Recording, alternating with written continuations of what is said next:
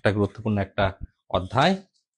Wave আসলে HSC যে সিলেবাসটা যেমন আছে, ওয়েভের সাথে আসলে ভাইব্রেশন না পড়লে হয় না বা কম্পন না পড়লে হয় না। তারপরেও যেহেতু পর্যাবৃত্ত গতি এবং ওয়েভ এই দুইটা চ্যাপ্টার আছে, তো সেক্ষেত্রে আমাদের ওয়েভের মধ্যে, তরঙ্গের মধ্যে কিন্তু অবশ্যই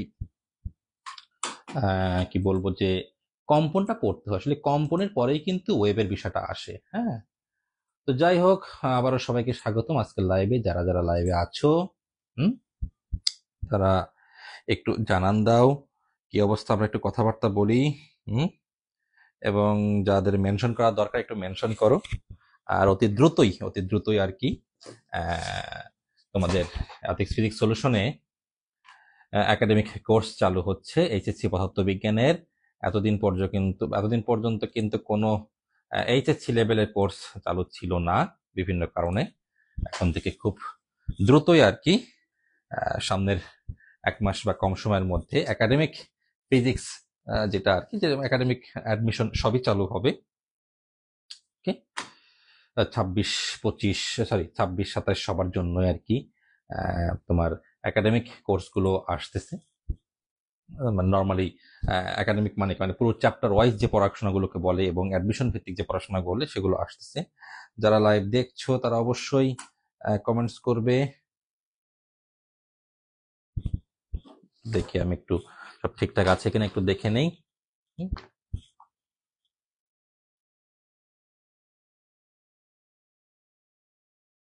মেঘলা আকাশ, কেমন আছেন স্যার? আলহামদুলিল্লাহ ভালো আছি। হ্যাঁ, নামটা সুন্দর, মেঘলা আকাশ।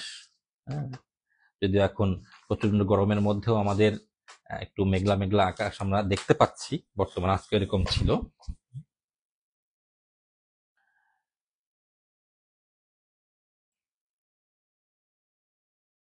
সবকিছু ঠিকঠাক আছে কিনা একটু যারা ক্লাস দেখছো জানান দেবে। হুম,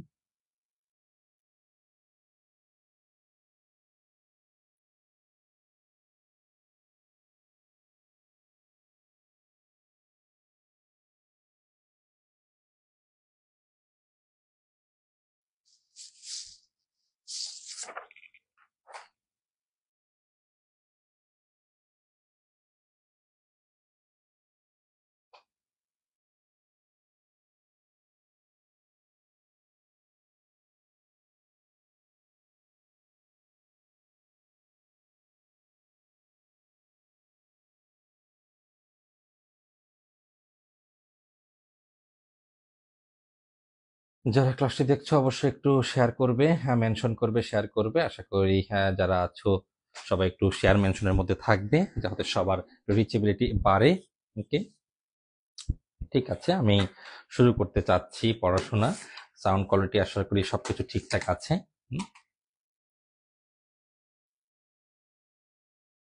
ওকে,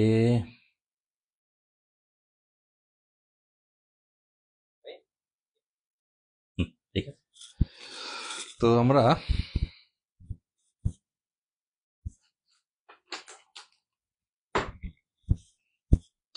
হ্যাঁ, মূলত এটি একটা চ্যাপ্টারের নাম হচ্ছে তরঙ্গ। এইচএসসি পদার্থবিজ্ঞানের প্রথম পদ। হ্যাঁ, এইচএসসি ফিজিক্সের ফার্স্ট পেপার, যেটা কি বলবো, ফিজিক্স ফার্স্ট পেপার। গুরুত্বপূর্ণ একটি অধ্যায় তরঙ্গ বা ওয়েভ, সাথে পর্যায়বৃত্ত গতি বা পর্যাবৃত্ত গতি যেটাই বলো না কেন, সব একই ধাঁচের বিষয় আর কি। কে, তো খুব শীঘ্রই আসছে একাডেমিক কোর্স, সবাই জানবে। তো ঠিক আছে, আমরা একটু দেখি প্রথমে যেটা বিষয় থাকে। আজকে পুরোটা থিওরিটিক্যাল ক্লাস নিব। হ্যাঁ, তত্ত্বীয় বা থিওরিটিক্যাল যেটাকে বলবো আমরা, কিছু থিওরি, পুরোটাই তত্ত্বীয় ক্লাস নেব বা থিওরি ক্লাস নেব। প্রথমে আমাদের জানতে হবে ওয়েভটা কি। হ্যাঁ, ওয়েভ বা তরঙ্গ এই নিয়ে নানান ধরনের বক্তব্য থাকে আসলে। তোমরা যা সৃজনশীলে যে ক খ গ ঘ, সৃজনশীলে যে ক নম্বরে একটা প্রশ্ন আসে যে কাকে বলে, কাকে বলে, এই ধরনের যে একটা বিষয় থাকে, এই সংজ্ঞাতে কিন্তু অনেক ধরনের আহ, বৈচিত্র্য দেখা যায়। হ্যাঁ, যেমন আমার কলেজের বার্ষিক পরীক্ষা হলো একটা বিষয় শেয়ার করি। বিষয় হলো যে একটা ক নম্বরের প্রশ্ন এসেছিল যে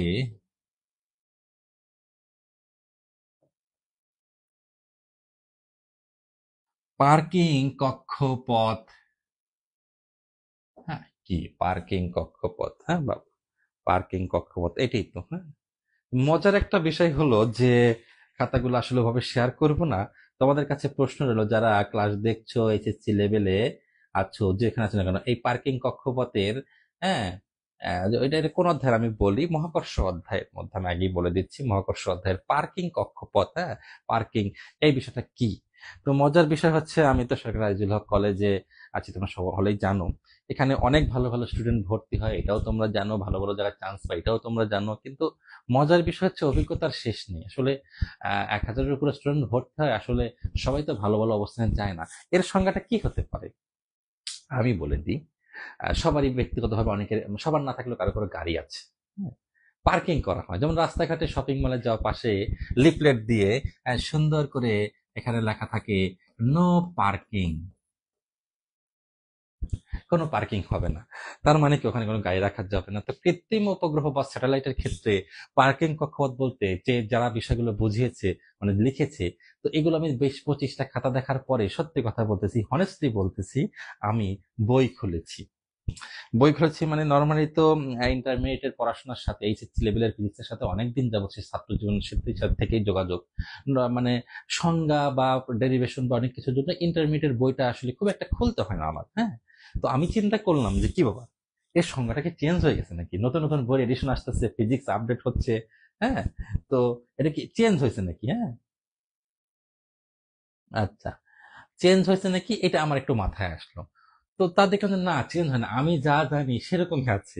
তো বিষয়টা হচ্ছে, অনেকেই বলেছে যে উপগ্রহ উপরে, কৃত্রিম উপগ্রহ উপরে স্থানান্তর করার পরে সাময়িক সময়ের জন্য যেখানে রাখা হয় তাকে বলা হয় পার্কিং কক্ষপথ। এটা আসলে এক ধরনের ক্রিয়েটিভিটি, কি বললাম,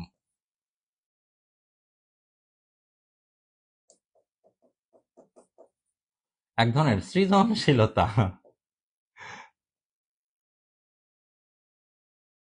এক ধরনের কি সৃজনশীলতা। আসলে এই সৃজনশীল প্রশ্নে সৃজনশীল আনসার হয়েছে যে এতগুলো স্টুডেন্ট, মোটামুটি 100টা খাতা দেখলাম, তার মধ্যে আমার মনে হয় একজন কি দুইজন, সংজ্ঞাটা বেশি বললাম, একজন কি দুইজন, বুঝলাম না কেন এই সংজ্ঞাটা ভুল করেছে। অথচ হ্যাঁ, গ গ এবং ঘ নম্বর সঠিক করেছে, নাম্বারও ভালো পেয়েছে, হ্যাঁ, 35, 40, 42 এরকম পেয়েছে, ভালো 50-এর মধ্যে হচ্ছে 5টা সৃজনশীলে, ঠিক আছে। কিন্তু কথা হলো যে এই সংজ্ঞাটা সবাই এই বলবে সাময়িকভাবে একটা কৃত্রিম উপগ্রহ, হ্যাঁ, মানে উপরের অরবিটালে, মানে কক্ষপথে স্থাপন করার জন্য যেখানে রাখা হয়, মানে আগে উত্তোলন, মানে বিষয়টা বোঝানো হয়েছে যে মেইন জায়গায় উত্তোলনের আগে যেখানে সাময়িকভাবে রাখা হয়, মানে গাড়িটা যেভাবে আমরা পার্কিং করি, সেই সংজ্ঞাটা এসেছে আর কি।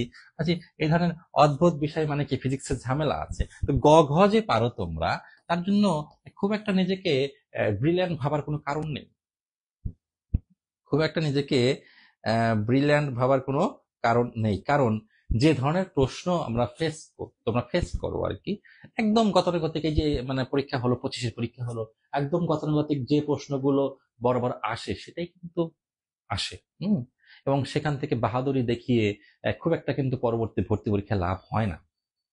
এ প্লাস পাওয়া ভালো, ঠিক আছে, কিন্তু এটাই কিন্তু মূল কথা না। গ ঘ পারলেই যে ফিজিক্সে ভালো, তুমি অ্যাডমিশনে ফিজিক্সে ভালো করবে এমনটাও কিন্তু কথা নয়, ঠিক আছে।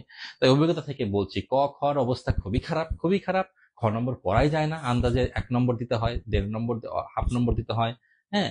গ ঘ করে কি, হয়তো কেউ পারে কমন প্রশ্ন আসে, হয়তো কেউ পারে সবাই দেখা দেখি করে লেখে, সবার একই ধরনের অ্যান্সার, একই ধরনের ভুল, কিন্তু ক খতে আটকে গেছে, তার মানে ফিজিক্সে নাই। তাহলে এত কিছু ঘাটাঘাটি করে, এত অনলাইন অফলাইনে 4-5টা টিচার ফিজিক্স চেঞ্জ করা, অনলাইনে 4-5টা কোর্স কেনা, এত কিছুর পরেও কিন্তু ক এবং খ নম্বর ঠিক হচ্ছে না। ওর চেয়ে ভালো তো সবকিছু বাদ দিয়ে নিজে নিজেই করা, হ্যাঁ। তাই পার্কিং কক্ষপথের মতো যেন নো পার্কিং না হয়, হ্যাঁ, সরাসরি জিরো। তো যাই হোক, এমনও বিষয় আর কি যে প্রশ্ন আমাদের তোমাদের অ্যান্সার দেখে মনে হয় যে অ্যান্সার দেখে মনে হয় যে হয়তো ফিজিক্স চেঞ্জ হয়ে গেছে, তোমরাই হয়তো ভালো পারো। ওকে, ঠিক আছে, আমরা এখন আসি। হুম, তো অনেক ক্রিয়েটিভিটি গেল, ঠিক আছে, পার্কিং কক্ষপথে গেল, অভিজ্ঞতাটাও গেল, এখন আসি আমরা ওয়েভ বা তরঙ্গ কি। তরঙ্গ কি, হোয়াট ইজ ওয়েভ।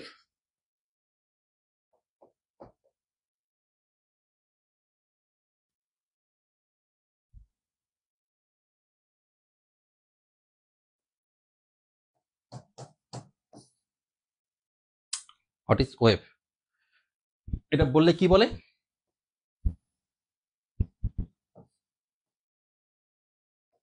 ঢেউ ঢেউ।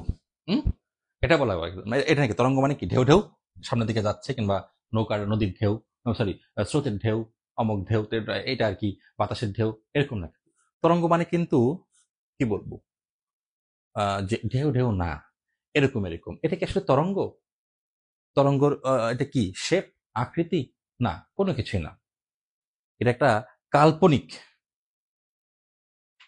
কাল্পনিক চিত্র। এটা কি কাল্পনিক চিত্র? হুম, কাল্পনিক চিত্র। একটু দেখি আসলে ওয়েবে আমরা কিভাবে ওয়েবের দিকে আগাবো, এটা একটু দেখি।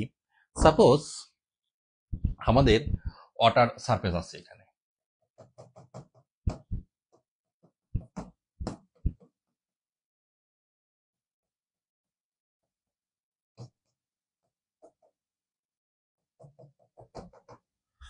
এটা একটা বিষয় বলা যেতে পারে এনার্জি। আমি প্রথমে বললাম ওয়েভ মানে এক ধরনের এনার্জি।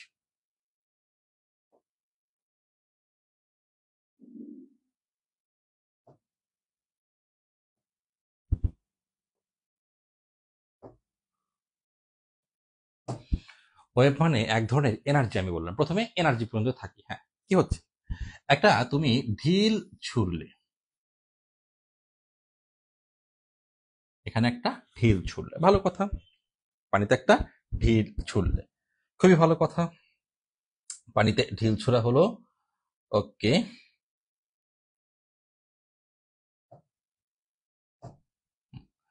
পানিতে ঢেউ ছোড়ার পরে কি হচ্ছে, এখানে পানিগুলো নড়াচড়া করতেছে, এরকমই অঙ্কন করলাম। এরকম কিছু তোমরা সবাই জানো, পানিতে ঢেউ ছুঁড়ে দেখো। হ্যাঁ, পানিতে ঢেউ ছুঁড়ে তোমরা দেখো যে আসলে কি হয়। তো এইভাবে কিছু পানি ওখানে নড়াচড়া করতেছে এবং সাথে এরকম ঢেউ উৎপন্ন হচ্ছে। এখন চিন্তা করো এই পানির উপরে এখানে একটা ছোট্ট একটা পাতা, ছোট্ট একটা পাতা। হুম, এরকম পাতা অঙ্কন করব আমি। একটু অন্য কালার নেই। হুম, পাতা কিরকম অঙ্কন করব? আচ্ছা, রেড নাকি কি নেব? আচ্ছা, ওকে। একটা পাতা এখানে,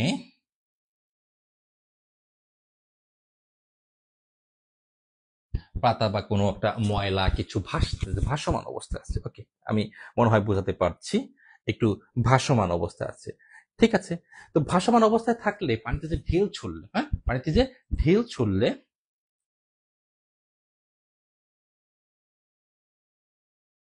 অনেকে ক্লাসে আছো, ক্লাসে আসে একটু কমেন্টস করলে ভালো লাগে, শেয়ার করলেও ভালো লাগে। হ্যাঁ, আমরা আশা করি যে একটু শেয়ার কমেন্টস এর মধ্যে থাকবে, কুশলাদি বিনিময় হবে। ওকে।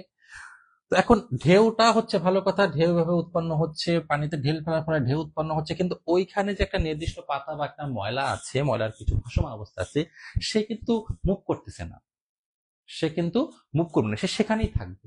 তাহলে কি হচ্ছে, একটা মাধ্যমে তুমি আন্দোলন সৃষ্টি করলে, একটা পর্যায়বৃত্ত আন্দোলন সৃষ্টি করলে, একটা মাধ্যমে কি পর্যায়বৃত্ত আন্দোলন করলে একটার পর এক ঢেউ ঢেউ দেখা যাচ্ছে। আচ্ছা, তাহলে কি হচ্ছে, মাধ্যমের এইখানে যে পানিটা ছিল, পানির কণা ছিল, সে এইখানে চলে গেছে, সে এখানে চলে গেছে, স্থানান্তর হয়েছে?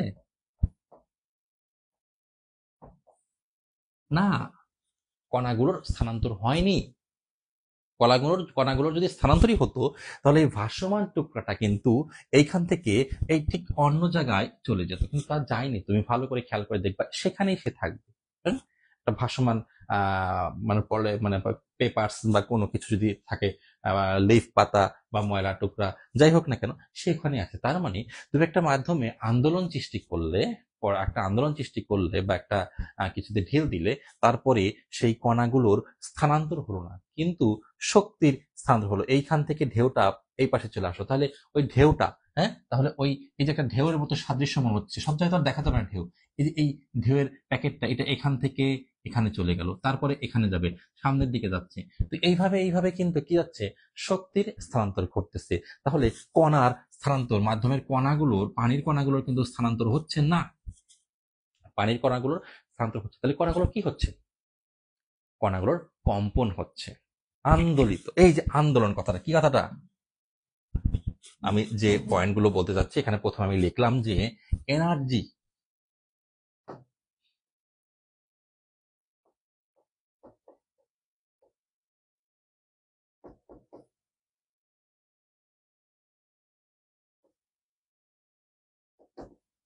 ভাইব্রেশন, এনার্জি, ভাইব্রেশন, মানে শক্তি এবং কম্পন, শক্তি এবং কম্পন। তার মানে এই যে এখানে যে তুমি ঢেলটা দিয়েছো, এই পাশে এই এটা যে একটা এখানে যে ঢেউ উৎপন্ন হয়েছে, এখানে একটা কণা, এখানে একটা কণা, এই কণাগুলো just up down, just up down. একটু চিন্তা করো, এটা পানির তল, এখানে একটা কণা আছে, এই কণাগুলো কি করছে, আন্দোলিত হচ্ছে, কম্পিত হচ্ছে। কিভাবে? উপরে নিচে লম্ব বরাবর কম্পিত হচ্ছে, লম্ব বরাবর কম্পিত হচ্ছে। যদি তুমি বলো যে ঢেউটা যেহেতু এখান থেকে ডান দিকে মুভ করতেছে, ঠিক আছে, আমি এরকম একটা শেপ দিলাম এখানে, এতে এই যে এই মাধ্যমে এখানে এই শেপ যে করতেছে, এটা কি শক্তির স্থানান্তর হচ্ছে। আর কণাগুলো কিন্তু কি করতেছে, কম্পন যদি বলি, কম্পনের ডিরেকশন কিন্তু up down, up down, up down, এভাবে কম্পিত হচ্ছে। ওকে, থরথর করে কাঁপা, যেরকম থরথর করে কাঁপা যদি উপর লম্বা এবং উপর বরাবর নিচ বরাবর যদি থরথর করে কাঁপতে থাকে, সেরকম একটা বিষয় কিন্তু। হ্যাঁ, তাহলে কণাগুলোর কিন্তু শুধুমাত্র আন্দোলন হচ্ছে, আন্দোলন হচ্ছে ওই নির্দিষ্ট স্থানেই থেকে। এবং তাহলে এই কণাগুলো যদি আন্দোলিত হচ্ছে, ভালো কথা, আমি একটু আবার দেখি। হ্যাঁ, এখানে কণা একটা আছে, এখানে একটা কণা, এখানে একটা কণা, এখানে একটা কণা, এখানে একটা কণা, এখানে একটা, এভাবে আমি কণাগুলো দিচ্ছি, ঠিক আছে। তাহলে সে আপ ডাউন ভাইব্রেশন করতেছে। এবং তাহলে কণার পাশে আরেকটা কণা আছে,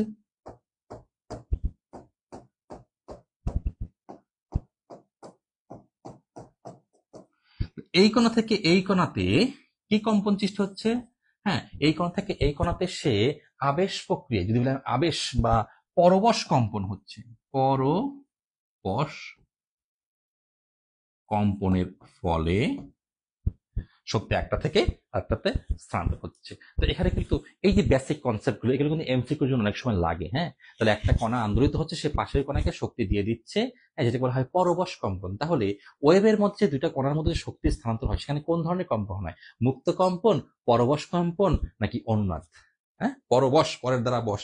এই যে দুইটা পেন আছে, হ্যাঁ, দুইটা পেন আছে, ম্যাগনেটিক পেন আছে, একটা একটার উপর আন্দোলন সৃষ্টি করলাম, তাহলে এটা একটা নিজস্ব কম্পাঙ্ক আছে, এটার একটা নিজস্ব কম্পাঙ্ক আছে। ওকে, দেখি কার কি অবস্থা।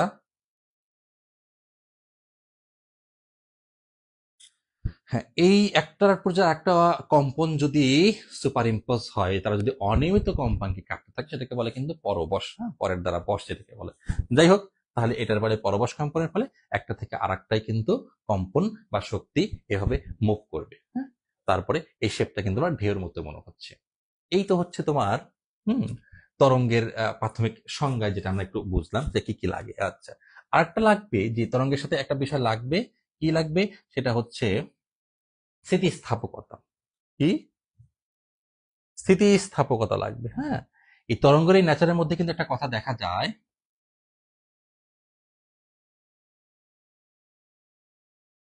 স্থিতিস্থাপকতা, গতি জড়তা, এবং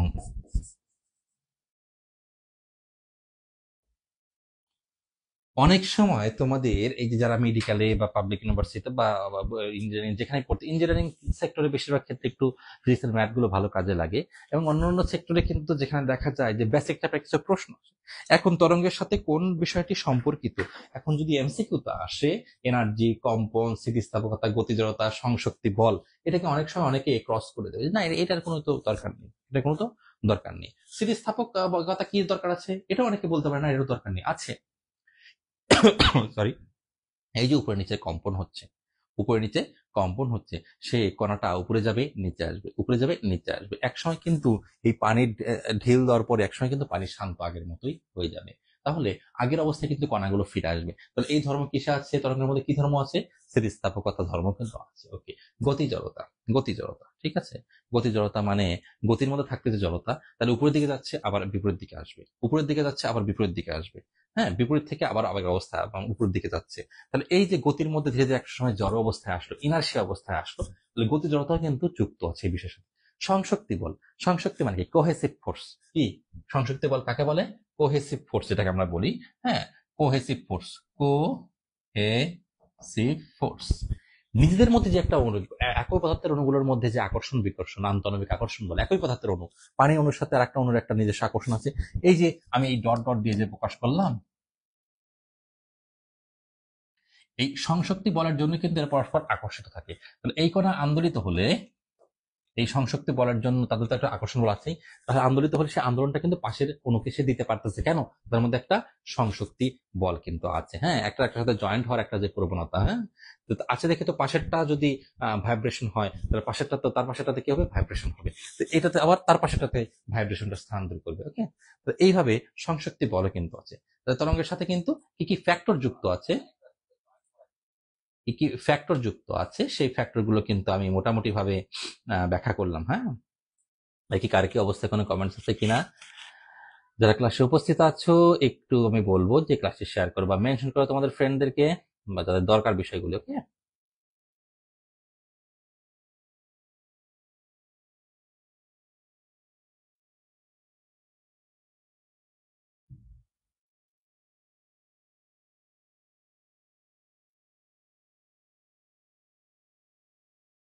ওকে, এই গেল তরঙ্গের সংজ্ঞা বা যাই বলো না কেন, তরঙ্গের কিভাবে তরঙ্গ কি কিভাবে সৃষ্টি হয় এইটার একটা আমরা মোটামুটি একটা ধারণা ফিক্সড করতে পারলাম। ওকে, এখন তরঙ্গের একটু প্রকারভেদে যাই। এটা সকলেই জানো প্রকারভেদটা কি কি আছে। অনেক কিছু আছে, আলোচনার অনেক কিছু, থিওরিটিক্যাল ক্লাসগুলো আসলেই খুব আমার নিজের কাছে ভালো লাগে। ম্যাথমেটিক্স আমার কাছে মনে হয় একটা নির্দিষ্ট সূত্রের খেলা, একটা বা দুইটা সূত্রের খেলা, কিন্তু আসলে থিওরিটা কিন্তু অনেক কিছুরই খেলা। হ্যাঁ, তো খেলা খেলতে হবে। খেলা খেলতে হবে। ঠিক আছে, তো ঠিক আছে, এখন একটু প্রকারভেদের দিকে যাই। যদি আমরা স্থিতিস্থাপক তরঙ্গ, স্থিতিস্থাপক তরঙ্গ কয় প্রকার আছে? হ্যাঁ, ও আরো স্থিতিস্থাপক তরঙ্গ কেন বলতেছি আমরা? হ্যাঁ, ইলাস্টিক ওয়েভ কেন বলতেছি? তারা পূর্বের অবস্থায় ফিরে আসতেছে। এই যে স্প্রিং টানা হেঁচড়া করতেছে, যাচ্ছে আসতেছে ফিরে আসতেছে, পানি যাচ্ছে আসতেছে ফিরে আসতেছে, এটা কিন্তু স্থিতিস্থাপক তরঙ্গ। হ্যাঁ, আবার অন্য ধরনের কিছু একটা তরঙ্গ থাকে কিন্তু স্থির তরঙ্গ, সেগুলো কিন্তু আলাদা বিষয়। হ্যাঁ, তাহলে স্থিতিস্থাপক তরঙ্গ মোটামুটি ভাবে দুই প্রকারের। এক যদি আমরা বলি ট্রান্সভার্স,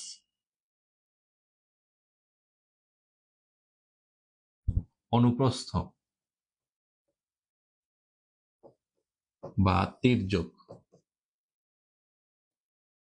আর বাংলাগুলো নিয়ে কনফিউশন হয়, ইংরেজিটাই ভালো। হ্যাঁ, লংজিটিউডিনাল,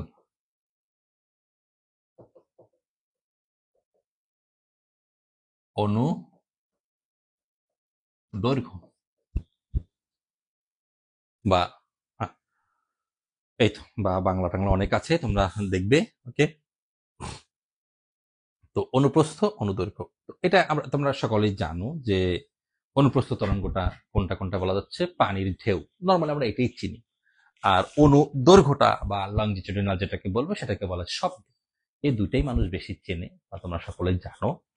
এখানে কি হয় সেটাও তোমরা জানো, একটু ব্যাখ্যা করি। হুম, ট্রান্সভার্সে কি হয়?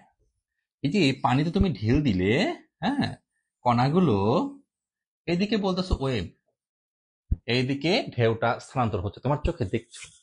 আর তাহলে এই আপ ডাউনে কি হচ্ছে? ঢেউ ঢেউ যদি এদিকে স্থানান্তর হয় তাহলে সরাসরি এরকম বলে দিলাম এটা ঢেউ, এটাই তরঙ্গ। হ্যাঁ, ঢেউ এটাও তরঙ্গ না। এই যে আপ ডাউন যেটা বোঝাচ্ছে, এইটাই হচ্ছে কণার মুভমেন্ট, কণার স্পন্দন, সরি মুভমেন্ট বলবো না। হ্যাঁ, হ্যাঁ, কণার স্পন্দন। হ্যাঁ, তো মাধ্যমের কণাগুলো স্পন্দন যদি তরঙ্গের দিকের সাথে লম্বভাবে থাকে, এটা কি তরঙ্গের দিক, প্রপাগেশন। সঞ্চালন। হ্যাঁ, প্রপাগেশন, প্রপাগেশন, সঞ্চালন। কণার কিসের সাথে, সঞ্চালনের দিকের সাথে কি থাকে? লম্বভাবে থাকে। তাহলে সেটাকে আমরা কি বলবো? সেটাকে আমরা ট্রান্সভার্স ওয়েভ বলতে পারি বা অনুপ্রস্থ তরঙ্গ বলতে পারি। তাহলে এখানে কি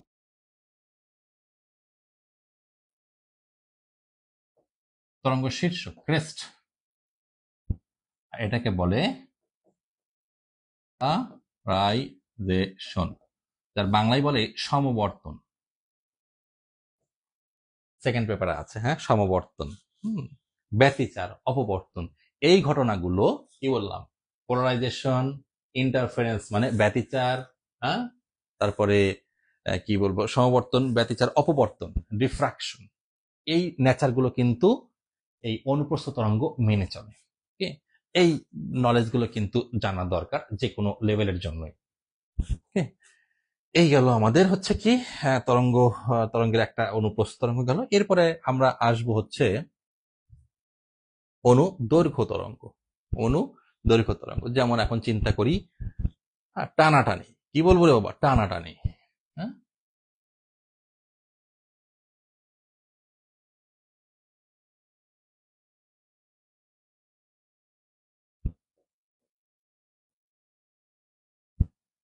টেনে ছেড়ে দিচ্ছ একটা স্প্রিংকে, এইভাবে হোক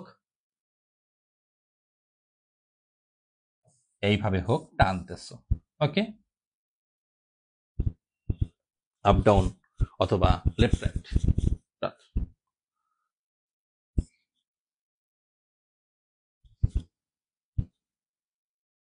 মাইক তো অঙ্কন করতে পারি না, সাউন্ড উৎপন্ন হচ্ছে, কোনো জায়গায় গান বাজতেছে তার সামনে, এখানে তোমার হ্যাঁ কানও তো অঙ্কন করতে পারি না রে। হ্যাঁ, এটা কান, বিখ্যাত কান, পারলাম না কিন্তু অঙ্কন করলাম, যদি হোক কনফিডেন্স নিয়ে অঙ্কন করলাম। তো তোমাদের কাজটাও কিন্তু এরকম হবে যে আসলে না পারলেও কিন্তু কনফিডেন্স নিয়ে কাজ করতে হবে। হ্যাঁ, তার মানে এই শব্দ যখন উৎপন্ন হয় এখানে বায়ুস্তরগুলো চাপ ফিল করে, এটাকে বলে ঘনীভবন। এরপরে আবার এটা একটু রিল্যাক্সে চলে যায়।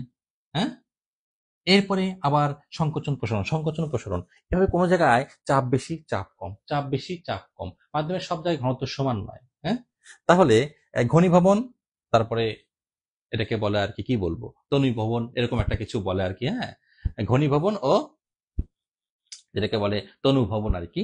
তো সংকোচন প্রসারণ, সংকোচন প্রসারণ, ভালো বাংলা সংকোচন প্রসারণের মাধ্যমে মাধ্যমের স্তরের বায়ুস্তরগুলো সংকুচিত হয় প্রসারিত হয়, সংকুচিত হয় প্রসারিত হয়। তো হ্যাঁ, ঘনীভবন তনুভবন, এটাকে এই প্রক্রিয়ায় যদি ওয়েবটা, যেমন এখানে স্প্রিং টানলা, টানলে এখানে কি হবে, একটু ফাঁকা ফাঁকা হয়ে যাবে, ফাঁকা ফাঁকা হয়ে যাবে, আবার যখন যাবে তখন কি চাপ প্রয়োগ, চাপা হয়ে যাবে। তাহলে সংকোচন প্রসারণ, সংকোচন প্রসারণ, ঘনীভবন তনুভবন, এইভাবে যদি যায়, হ্যাঁ, যদি স্পন্দনটা হয়, তাহলে সেটাকে বলবো কিন্তু কি, অনুদৈর্ঘ্য তরঙ্গ, অনুদৈর্ঘ্য তরঙ্গ। তো এই ধরনের তরঙ্গ কিন্তু পোলারাইজেশন বা সমবর্তন মানে না। হ্যাঁ, সমবর্তন মানে হচ্ছে কিছু শর্ত আরোপ করলে বা আলো কোনো কিছুর মধ্যে দিয়ে গেলে যদি একটা তলে কম্পিত হয়, তো 3D আলো বা 3 ডাইমেনশনাল যে ওয়েভ আর কি, সেগুলো ও 3 ডাইমেনশনাল ট্রান্সভার্স ওয়েভ, এটা ট্রান্সফার হয়ে কিসে হয়, অন ডিতে পরিণত হয়, যে একটা তল নির্দিষ্ট তলে কাঁপতে থাকে। যাই হোক, সেটা আমাদের কি বলবো আর কি, ভৌত আলোক বিজ্ঞানের বিষয়, সেকেন্ড পেপারের অধ্যায় একটা আছে, সেখানে আমরা পড়ি বা পড়াই তোমাদের। এই যে ধর্মগুলো, এখন আমাদের এই তরঙ্গের সংজ্ঞা আলোচনা অনেক কিছু অনেকভাবেই হতে পারে। হ্যাঁ, আমরা একটু করলাম, এখন আমাদের একটু জানতে হবে কিছু রাশি, যেমন দশা। হুম, তরঙ্গের সাথে সংশ্লিষ্ট দশা জানতে হবে, যেহেতু এটা থিওরিটিক্যাল একাডেমিক তোমাদের এইচএসসি লেভেলের বইতে যে ধরনের থিওরিটিক্যাল বিষয় আছে তার সাথে মিল রেখে অবশ্যই আমাদের পড়তে হবে। হ্যাঁ, এটা লেকচার শুরু, এটা শুরু থেকে আর কি চ্যাপ্টারটা পড়াচ্ছি কিন্তু কি। তো আমরা একটু দেখি, এরপরে কিছু রাশি আমরা পড়বো, কিছু তরঙ্গের ক্ষেত্রে কিছু রাশি আমাদের জানতে হবে। প্রথমটা আসতেছে হচ্ছে ফেস বা দশা,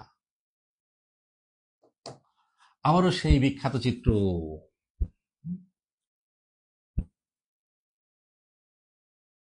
ওকে, এই যে একটা এ বিন্দু, এই একটা বি বিন্দু, এই একটা সি বিন্দু, এই একটা ডি বিন্দু, এই এ আর বি সমদশাতে আছে, সি আর ডি সমদশাতে আছে।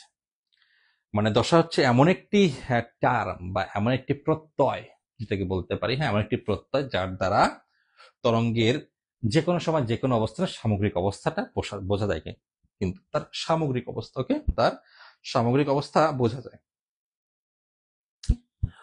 তাহলে এইটা শীর্ষে আছে, এও শীর্ষে আছে, তাহলে এ এবং বি সমদশায় আছে, একই অবস্থানে আছে, যদিও তাদের ক্ষেত্রে কিন্তু সময়টা ভ্যারি করে। এখানে থাকতে একটা সময় T1, এখানে থাকতে আর একটা সময় T2। এই যে সময় গ্যাপের মধ্যে দশাটা সে চেঞ্জ করতে, তাহলে সমদশায় থাকবো। তাহলে এ সি কি, বিপরীত দশায়, এ এবং সি কিসে আছে, বিপরীত দশায়। সি এবং বি কিসে আছে? বিপরীত দশা। বি এবং ডি কিসে আছে? বিপরীত দশায়। ঠিক আছে, ওকে। দশা আমরা একটু বুঝলাম। তার একটা পূর্ণ তরঙ্গ, এইটা যদি বলতে যাই যে পূর্ণ তরঙ্গ কাকে বলে, এই সংজ্ঞা যদি আমি কাকে জিজ্ঞেস করি, সকলেই বলবে দুইটা ঢেউ মিলে একটা। অথবা আর একটু স্মার্টলি বললে কি বলবে, দুটা হাফ সার্কেল বা অর্ধ তরঙ্গ মিলে একটা পূর্ণ তরঙ্গ। এটি একটা পুরোটা ঢেউ, পুরোটা ঢেউ। তো এটাকে আসলে বলা যায়। হুম, এটা একটা পূর্ণ তরঙ্গ। আবার আমি যদি বলি, একটু দেখি, আচ্ছা এইটা পূর্ণ তরঙ্গ, ঠিক আছে, এটা এ, এটা বি, তাহলে এবি পর্যন্ত পূর্ণ তরঙ্গ বলা যাবে না? দেখো তো, এটা হাফ, এটা হাফের হাফ, এটা হাফের হাফ। হুম, তার মানে এভাবেও তো বলা যায় যে তরঙ্গের উপর অবস্থিত, হ্যাঁ, পরপর দুটি সমদশা সম্পূর্ণ কণার মধ্যবর্তী দূরত্ব, হুম, সমদশা সম্পূর্ণ কণার মধ্যবর্তী দূরত্বকে কি বলা যায়? পূর্ণ তরঙ্গ, এটা বলা যেতে পারে। তাহলে এই যে সবই ঠিক আছে, আবার একটু স্ট্যান্ডার্ড রূপে কিন্তু আমরা গেলাম সংজ্ঞার, হ্যাঁ। তেমনি পরপর দুটি বিপরীত দশা সম্পূর্ণ, পরপর দুটি বিপরীত দশা সম্পূর্ণ বিপরীত দশার মধ্যবর্তী দূরত্বকে, এবং দূরত্বই হচ্ছে পূর্ণ তরঙ্গ, ওকে। আর এই পূর্ণ তরঙ্গকে কি দ্বারা প্রকাশ করা হয়? ল্যামডা। এটাকে বলা হয় তরঙ্গ দৈর্ঘ্য। এটাকে বলা হয় কি? তরঙ্গ দৈর্ঘ্য। একটি পূর্ণ তরঙ্গের মধ্যবর্তী দূরত্বকে কি বলা হয়? তরঙ্গ দৈর্ঘ্য, ওকে। সকলেই জানো তোমরা। তারপরে যেহেতু এইচএস জানে না, এইচএসসি লেভেল যেহেতু পড়াতেই হবে, এসএসসি তে যাই পড়ে এসেছে কিনা, সিম্পল গুলো বাদ দেবো, বেসিক গুলো কিন্তু নাই হয়ে যাবে, ওকে। এরপরে আমি একটা জিনিস দেখাতে চাই একটু, যেটা আমার ইচ্ছা ছিল, এখনো শুরু করতে পারিনি, তরঙ্গ মুখ। তার আগে একটু তরঙ্গ সংখ্যা, ওয়েভ নাম্বার বা, হ্যাঁ, প্রপাগেশন নাম বা কনস্ট্যান্ট, ওয়েভ নাম্বার বা প্রপাগেশন কনস্ট্যান্ট।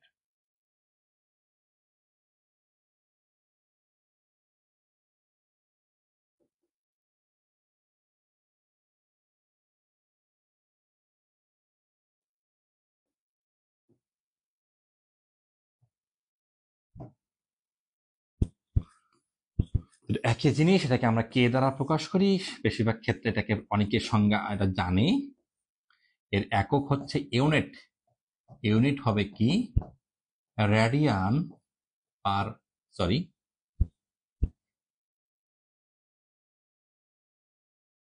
এর একক হচ্ছে,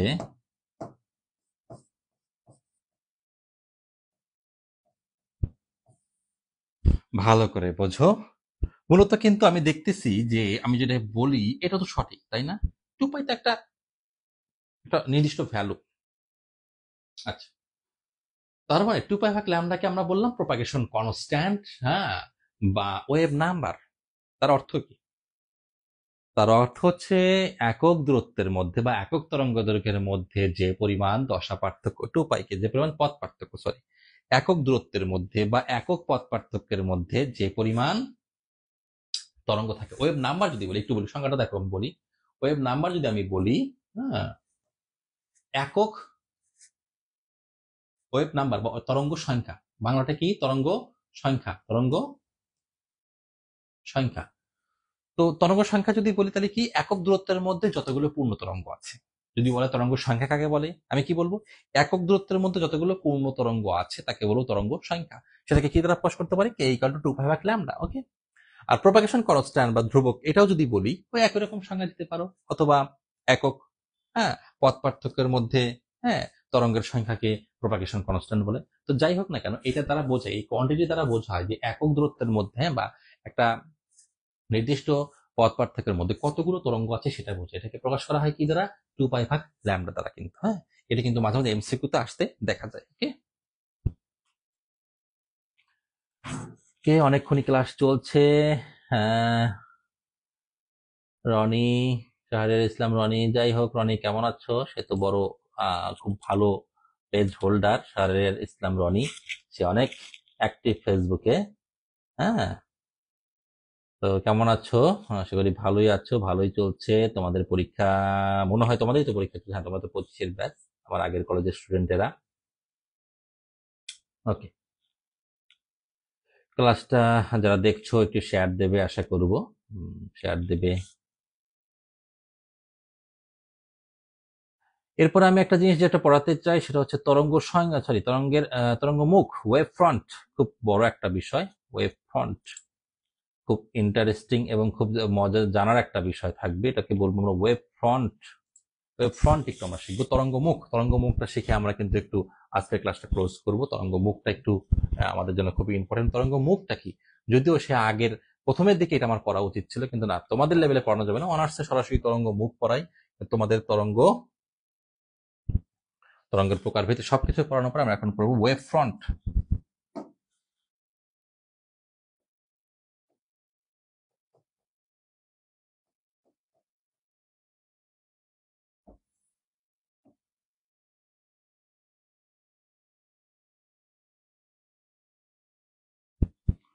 তরঙ্গ মুখ, আচ্ছা ঠিক আছে।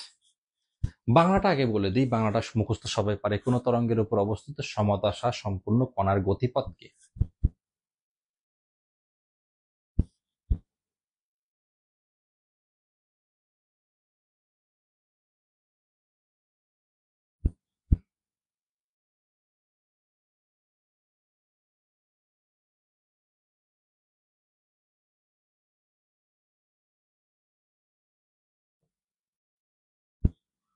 এই যে আমি যে এখানে কিছু সার্কেল করতেছি, এখানে কিছু পয়েন্ট মার্ক করতেছি,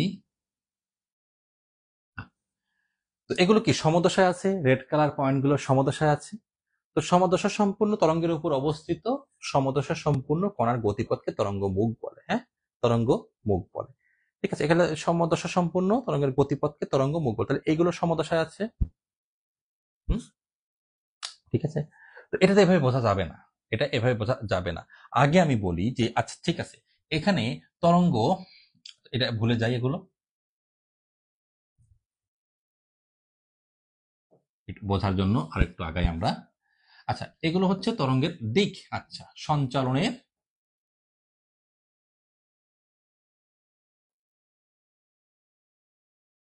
সঞ্চালনের দিক।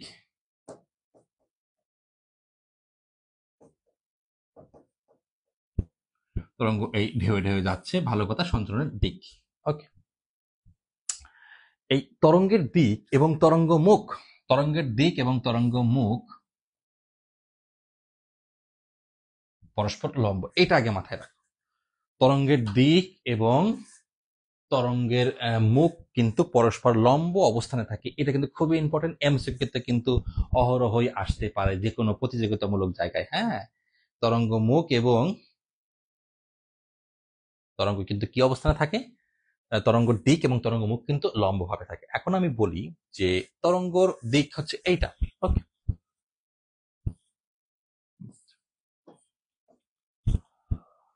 তরঙ্গ মুখ তাহলে কোনটা? মুখকে হা করে থাকি না আমরা? আচ্ছা, এইটা হচ্ছে মুখ।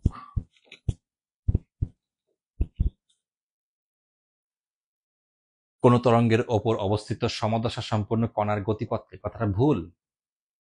সমদশা সম্পূর্ণ কণার গতিপথকে কি বললাম? সমদশা সম্পূর্ণ কণার গতিপথকে। কণাগুলো কি গতিশীল হয় আদৌ তরঙ্গে? তাহলে কথার মধ্যে কিন্তু ভুল ধরলে অনেক ভুলই ধরা যায়। ওকে, তাহলে এই যে কণাগুলো ভাইব্রেশন হচ্ছে আপ ডাউন, ভাইব্রেশন হচ্ছে আপ ডাউন, এটি তুমি ধরতে পারো তরঙ্গ মুখের দিক। তাহলে এইটা হচ্ছে তরঙ্গ মুখ, আর তরঙ্গ প্রবাহিত হচ্ছে সোজা। তাই তরঙ্গ এবং তরঙ্গ মুখ কিন্তু পরস্পর লম্ব অবস্থানে আছে। ক্লিয়ার? তাহলে কনসেপ্টটা কিন্তু সবসময় বাংলা দিয়ে আসে না, আইডিয়াটা কিন্তু বা বেসিকটা কিন্তু সবসময় বাংলা দিয়ে আসে না বা বোঝা যায় না।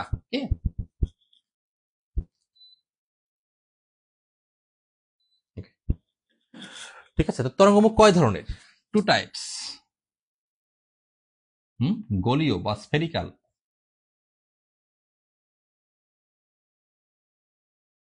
কি সমতল। ওকে, সমতল তরঙ্গমুখ, গোলীয় তরঙ্গমুখ।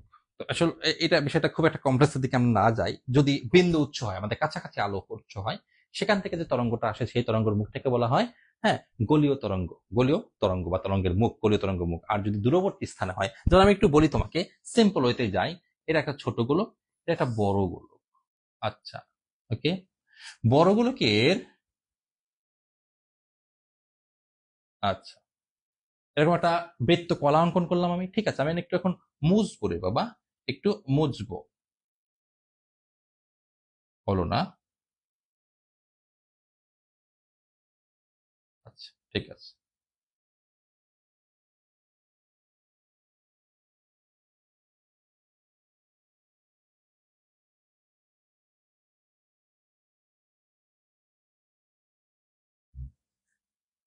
দেখো,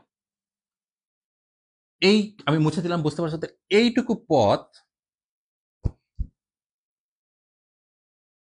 আচ্ছা, এই ছোট্ট একটা অংশ দেখো, এটা কিন্তু গলীয়, এটা কিন্তু কার্ভ। এই ছোট্ট অংশটা কি? বাঁকা, কার্ভ। কিন্তু সেই ছোট গোলকটা যখন, এটা ছিল ছোট গোলক, আর যখন গোলকটাই বড় হয়ে যায়, তখন এই ছোট্ট একটা অংশ কিন্তু, হ্যাঁ, কি বললাম আমি, ছোট্ট একটা অংশ কিন্তু, এটা কিন্তু সরল রেখা বা সমান্তরাল বা সমান বা সমতলের মতো মনে হচ্ছে। তাহলে এটা হচ্ছে সমতল তরঙ্গ মুখ। তার মানে দূরবর্তী স্থান থেকে সূর্য দেখা থেকে যখন আলো আসতে থাকে, তখন গোলক আকারে আলো আসতেছে। সাপোজ এখানে তুমি একটা, এখানে কি করলা, এখান থেকে একটা উৎস থেকে আলো ছড়িয়ে পড়তেছে, বিভিন্ন দিকে ছড়িয়ে পড়তেছে। এর আশেপাশে অঞ্চলে ছোট গোলক অঙ্কন করি, ওই তরঙ্গ মুখটা কি গলিত তরঙ্গ মুখ। হ্যাঁ, এই ছোট ছোট অংশ কি টোটালি কার্ভ, ছোট ছোট অংশ টোটালি কার্ভ। এটা যখন বড় পর্যায়ে চলে যায়, এটা যখন অনেক দূরে আলো যায়, তখন এর ছোট্ট একটা অংশ, তখন এর ছোট্ট একটা অংশ কিন্তু আমাদের সরল রেখার মতো বা সোজা বা সমতল মনে হয়। হ্যাঁ, তাহলে দূরবর্তী স্থান, আলো যদি দূরবর্তী স্থান থেকে আসে, যে তরঙ্গটা আমরা ফেস করি, সেটা কিন্তু তার তরঙ্গ মুখটা কেমন হবে? প্লেন। হ্যাঁ, প্লেন ওয়েভ ফ্রন্ট। আর কাছাকাছি যদি আমি তার কাছাকাছি চলে যাই, সূর্যের যদি কাছাকাছি তুমি চলে যাও, তখন সেটা কি পারবা? Spherical wave front. ওকে, এই হচ্ছে তরঙ্গের মুখ। হ্যাঁ, তরঙ্গ এবং তরঙ্গের মুখ কিন্তু সর্বদা কি থাকে? লম্বভাবে থাকে। কি থাকে? তরঙ্গের দিক এবং তরঙ্গ মুখ কিন্তু সর্বদা লম্বভাবে থাকে বা 90 ডিগ্রি অ্যাঙ্গেলে থাকে। এটা কিন্তু তোমার বুঝতে হবে। তো যাই হোক, আজকে এই পর্যন্ত থাকবে। হ্যাঁ, তো কুশলাদি বিনিময় খুব একটা হলো না, কারণ আসলে আধা ঘন্টা আগে জানিয়ে এসেছি। যদি আরো আগে জানিয়ে আসতাম, অনেকেই ক্লাসে উপস্থিত থাকতো, আমি জানি। ঠিক আছে, আজকে এই পর্যন্ত থাকবে। সকলে এই পর্যন্ত থাক, সকলে ভালো থেকো। আর খুব দ্রুতই শুরু হবে অ্যাডমিশন ফিজিক্স এবং একাডেমিক ফিজিক্স এর কোর্স। যারা পেজের সাথে যুক্ত আছো, অবশ্যই তোমরা নিজেদের মধ্যে এটা মেনশন করবে, শেয়ার করবে। ওকে, তো সকলকে আজকে ক্লাস দেখার জন্য অসংখ্য ধন্যবাদ জানিয়ে আজকে ক্লাস এখানে শেষ করছি। একই সাথে কিন্তু ইউটিউবে আমার এই চ্যানেলটি আছে, যারা সাবস্ক্রাইব করোনি দ্রুত সাবস্ক্রাইব করবে। ইউটিউবে কিন্তু অনেক ভালো ভালো ক্লাস দেওয়া হয়। তো সকলকে অসংখ্য ধন্যবাদ। আল্লাহ হাফেজ।